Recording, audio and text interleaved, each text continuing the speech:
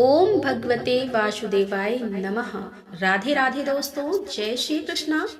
आज कार्तिक मास महात्म्य का हम सुनेंगे 26वां अध्याय। और कार्तिक मास महात्म्य के आज के अध्याय में आप सुनने वाले हैं तुलसी शालिग्राम और प्रयाग तीर्थ का महत्व, जिसका वर्णन स्वयं भगवान शिव ने पद्म पुराण में किया है, जो ब्रज की महारानी श्रीमती राधा रानी का ध्यान करके आज के इस पावन और परम कल्याणकारी कथा का श्रवण करते हैं।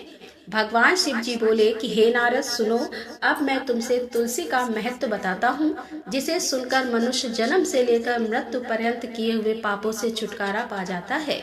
तुलसी का पत्ता, फूल, फल, मूल, शाखा, छाल, तना और मिट्टी आदि सभी पावन है।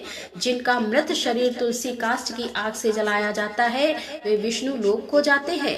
मृत पुरुष यदि अग्नि गमन आदि महान पापों से ग्रस्त हो तो भी तुलसी काष्ठ की अग्नि से देह का दाह संस्कार होने पर वह शुद्ध हो जाता है। जो मृत पुरुष के संपूर्ण अंगों में तुलसी काष्ठ देकर पश्चात उसका दाह संस्कार करता है, वह भी पापों से मुक्त हो जाता है। जिसकी मृत्यु के समय श्री हरि का कीर्तन और स्मरण हो तथा तुलसी की लकड़ी से उसके शरीर का दाह किया जाए, उसका पुनः जन्म नहीं होता। यदि दाह संस्कार के समय अन्य लकड़ियों के भीतर एक भी तुलसी का काष्ठ हो तो करोड़ों पापों से युक्त होने पर भी मनुष्य की मुक्ति हो जाती है। तुलसी की लकड़ी से मिश्रित होने पर सभी काष्ठ पवित्र हो जाते हैं। तुलसी काष्ठ की अग्नि से मृत मनुष्य का दाह होता देखकर विष्णु दूत ही आकर उसे बैकुंठ में लेकर जाते हैं। यमराज के दूत उसे नहीं ले जा सकते। वह करोड़ों जन्मों के पापों से मुक्त होकर भगवान विष्णु को प्राप्त होता है। जो मनुष्य तुलसी काष्ठ की अग्नि में जलाए जाते हैं, उन्हें विमान पर बैठकर बैकुंठ में जाते देखकर देवता उनके ऊपर पुष्पांजलि चढ़ाते हैं। ऐसे पुरुष को देखकर भगवान विष्णु और शिव संतुष्ट होते हैं तथा श्री जनार्दन उसके सामने जाकर उसका हाथ पकड़कर उसे अपने धाम में लेकर जाते हैं। अग्निशामक की अग्नि प्रज्वलित होती है, वहां जाने से मनुष्यों का पातक भस्म हो जाता है। जो ब्राह्मण तुलसी काष्ठ की अग्नि में हवन करते हैं, उन्हें एक एक सिक्त अर्थात भात के दाने अथवा एक तिल में भी अग्नि होम यज्ञ का फल मिलता है। जो भगवान को तुलसी काष्ठ का धूप देता है, वह उसके फल स्वरूप 100 यज्ञ अनुष्ठान तथा 100 गौदान का पुण्य फल प्राप्त करता है। जो तुलसी की लकड़ी की आंच से भगवान का नैवेद्य तैयार करता है, उसका वह अन्न यदि थोड़ा सा भी भगवान केशव को अर्पण किया जाए तो वह मेरु के समान अन्नदान का फल देने वाला होता है। मतलब यह है कि जो भोग हम ठाकुर जी के लिए बनाते हैं, अगर उस भोग को बनाने के लिए तुलसी की लकड़ी का प्रयोग किया जाए, यानी कि तुलसी की लकड़ी प्रज्वलित करके उसी के ऊपर हम भोग बनाते हैं, तो उसका फल हमें कितना अधिक प्राप्त होता है। अगर थोड़ा सा भी भगवान को अर्पित करते हैं तो मेरु पर्वत के समान अन्य दान का फल मिलता है। और इसके बाद भगवान शिव कहते हैं कि जो तुलसी काष्ठ की आग में भगवान के लिए दीपक जलाता है, उसे 10 करोड़ दीप दान का पुण्य फल प्राप्त होता है। अब यहाँ एक चीज समझने वाली है कि आप लोगों के अक्सर प्रश्न आते हैं कि तुलसी की लकड़ी का दीपक किस प्रकार से बनाया जाए। तो वैसे तो बहुत से लोग तुलसी की लकड़ी को ही दीपक के रूप में प्रज्वलित करते हैं, मतलब तुलसी की लकड़ी के ऊपर रुई लपेटकर और उसे ही दीपक के स्वरूप में भगवान श्री हरि विष्णु को अर्पित करते हैं। लेकिन अगर आप पद्म पुराण की इस लाइन पर ध्यान देंगे तो आपको समझ में आएगा कि तुलसी का दीपक किस प्रकार से प्रज्वलित करना है।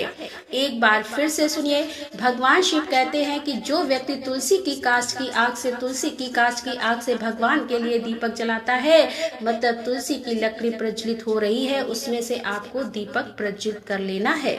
मतलब अग्नि जो आपको लेनी है वह तुलसी की काष्ठ से लें। पद्म पुराण की इस लाइन के अनुसार अगर देखा जाए तो आप तुलसी की एक लकड़ी प्रज्वलित कर लीजिए और उसी लकड़ी से आपको दीपक जलाना है। दीपक आप कोई सा भी ले सकते हैं, मतलब लंबी बाती हो, गोल बाती हो, इससे कोई फर्क नहीं पड़ता।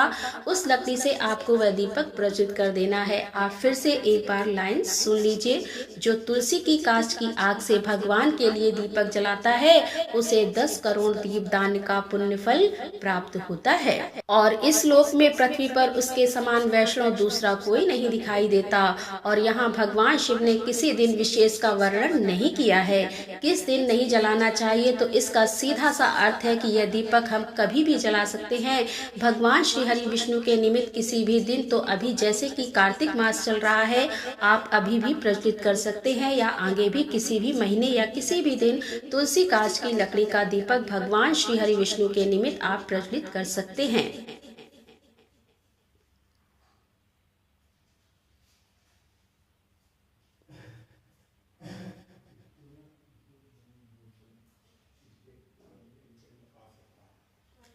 कृष्ण को तुलसी काष्ठ का चंदन अर्पण करता है तथा उनके श्री विग्रह में उस चंदन को भक्ति पूर्वक लगाता है, वह सदा श्री हरि के समीप रमण करता है। जो तुलसी की लकड़ी घिसकर भगवान श्री कृष्ण को मस्तक पर तिलक के स्वरूप में अर्पित करता है, जो मनुष्य अपने अंगों में तुलसी का कीचड़ लगाकर श्री भगवान का पूजन करता है, उसे एक ही दिन में 100 दिनों के पूजन का पुण्य फल प्राप्त हो जाता है।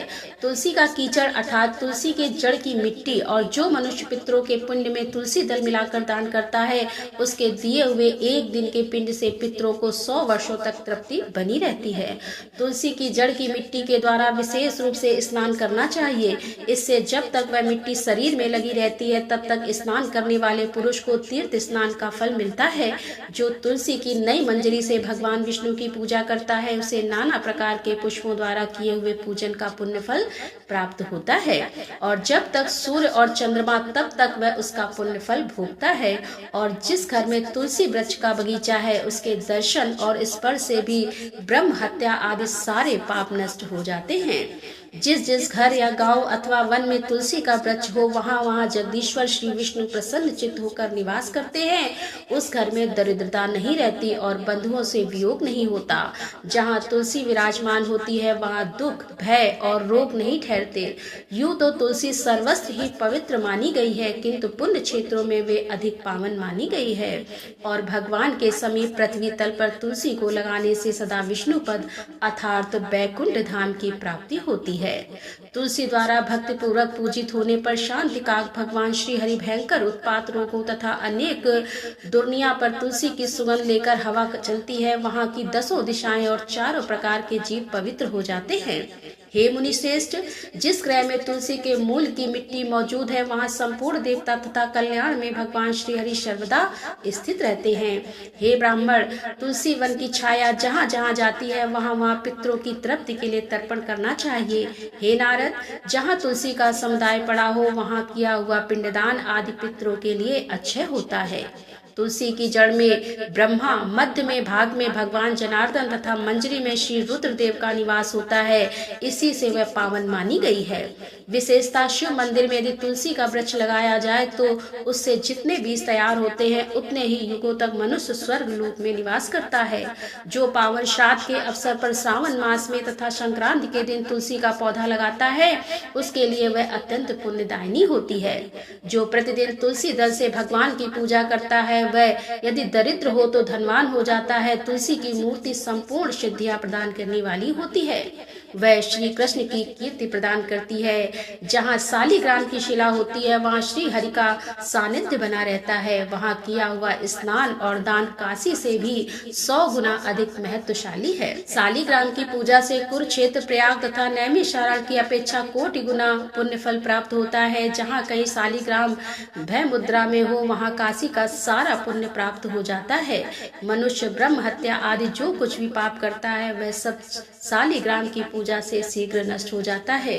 ओम क्लीम कृष्णाय नमः। कार्तिक मास महात्म्य का 26वां अध्याय समाप्त हुआ। इसके आगे का वृतांत आप कल की कथा में सुनेंगे। और अब आप सुनेंगे कार्तिक स्नान की कहानी। एक समय की बात है, किसी नगर में एक बूढ़ा व्यक्ति रहा करता था। उसकी 5 बहुएं उसके साथ रहती थी। एक बार कार्तिक का महीना आया और उसने अपनी बहुओं से कहा कि मैं कार्तिक का स्नान करूंगा, तुम इसे निभा दोगी। 7 में से 6 बहुओं ने मना कर दिया, लेकिन बड़ी बहू ने कहा कि पिताजी आप स्नान कर लीजिए, मैं निभा दूंगी। अब बूढ़ा हर रोज सुबह उठता और सुबह उठकर नदी पर गंगा स्नान के लिए जाता। फिर जब घर आता तो गीली धोती को बड़ी बहू के आंगन में सुखा देती। जैसे जैसे उस गीली धोती में से पानी की बूंदें जमीन पर गिरती, वैसे ही वह हीरे मोतियों में बदल जाती थी। अब धोती से हीरे मोती गिरते देखकर बाकी बहुओं के मन में भी लालच आ गया और उन्होंने कहा कि हम भी बूढ़े को अपने यहाँ नहाने के लिए बोलते हैं। उन्होंने कहा कि पिताजी, कल से आप हमारे यहाँ कार्तिक नहा लेना। बूढ़े ने कहा, ठीक है, मुझे तो नहाना ही है, मैं तो तुम्हारे यहाँ नहा लूंगा। बूढ़ा सुबह सवेरे स्नान करके आया और धोती उसने दूसरी बहू के आंगन में सुखाने के लिए डाल दी, लेकिन यहाँ तो धोती में से हीरे मोती की बजाय कीचड़ टपकने लगा। अब जब बहुओं ने यह देखा तो कहा कि आप हमारे यहाँ तो पाप का स्नान कर रहे हो, इसीलिए यहाँ से जाओ और बड़ी बहू के यहाँ ही स्नान करो। बूढ़ा वापस बड़ी बहू के यहाँ आया और कार्तिक मास का स्नान करने लगा। स्नान करके उसने फिर से धोती सुखाई तो फिर से हीरे मोती गिरने लगे। अब कार्तिक का महीना समाप्त होने को था तो बूढ़ा चिंता में पड़ गया। बूढ़े को उदास देखकर बड़ी बहू ने उसका कारण पूछा तो बूढ़े ने बताया कि कार्तिक मास का स्नान समाप्त होने को है और मेरा मन है कि मैं एक दिन के लिए सारे परिवार को खाने का न्योता दूं। तो बड़ी बहू ने कहा कि पिताजी, इसमें चिंता की क्या बात है, आप सबको बुला लेना, मैं बना दूंगी खाना। बूढ़ा सभी को निमंत्रण देने गया तो बाकी बहुओं ने कहा कि जब तक बड़ी बहू घर में रहेगी हम खाने पर नहीं आएंगे। अब बूढ़ा फिर से चिंता में पड़ गया कि ऐसे कैसे होगा और सूखने लगा। बूढ़े को सूखते देखकर बड़ी बहू ने कहा कि पिताजी, आपको चिंता की क्या बात है। बूढ़े ने बाकी 6 बहुओं को वाली बात बड़ी बहू को बता दी, जिसे सुनकर वह बोली कि पिताजी, ठीक है, मैं खाना बनाकर रख दूंगी और थोड़ी देर के लिए मैं घर से बाहर चली जाऊंगी, आप उन्हें बुला लेना, जब वह लोग खा लेंगे तब मैं आ जाऊंगी। अब बड़ी बहू ने वैसा ही किया। खाना बनाकर उसने रख दिया और अपने लिए 4 रोटी लेकर खेत पर चली गई। इधर सारी बहुएं आई, उन्होंने खाना खाया और जाने से पहले बाकी बचे हुए खाने में कंकड़ पत्थर डाल दिया कि बड़ी बहू जब आएगी तो परेशान होगी। इधर खेतों में बैठकर बड़ी बहू कहने लगी कि राम जी की चिड़िया, राम जी का खेत, खा लो चिड़िया भर पेट। मेरे ससुरे ने घर में जगह दी और मैंने खेत में चिड़िया को बाजरा डालकर वह घर आ गई। और घर आई तो बूढ़ा फिर उदास बैठा था। उसने फिर पूछा कि अब यह उदासी क्यों, सब ठीक ठाक निपट गया ना। वह बोला कि हाँ, सब ठीक ठाक निपट तो गया, लेकिन वो तो तेरी देवरानियां बाकी बचे खाने में कंकड़ पत्थर और मिट्टी डाल के गई हैं। बहू ने कहा कि कोई बात नहीं पिताजी, मैं तो अपने लिए 4 रोटी फिर बना लूंगी।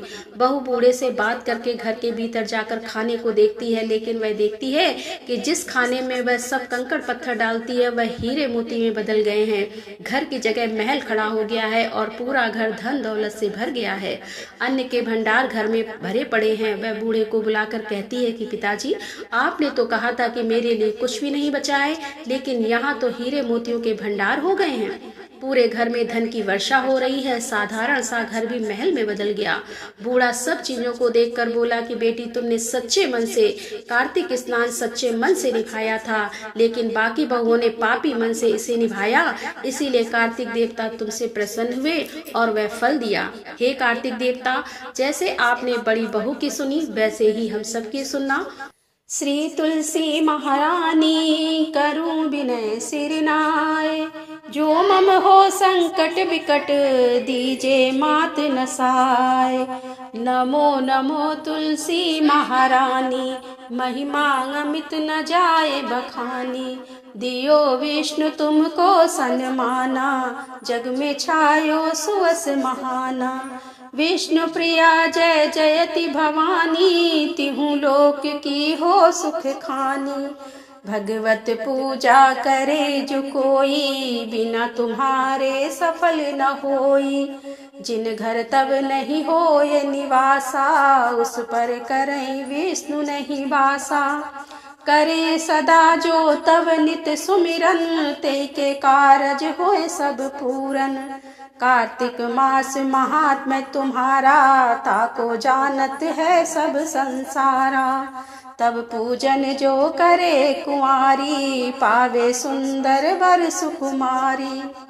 करे जो पूजन नित प्रति नारी, सुख संपत्ति से होए सुखारी।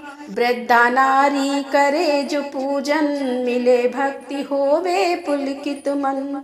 श्रद्धा से पूजे जो कोई, भवनिधि से तर जावे सोई। कथा भागवत यज्ञ करावे, तुम बिन नहीं सफलता पावे।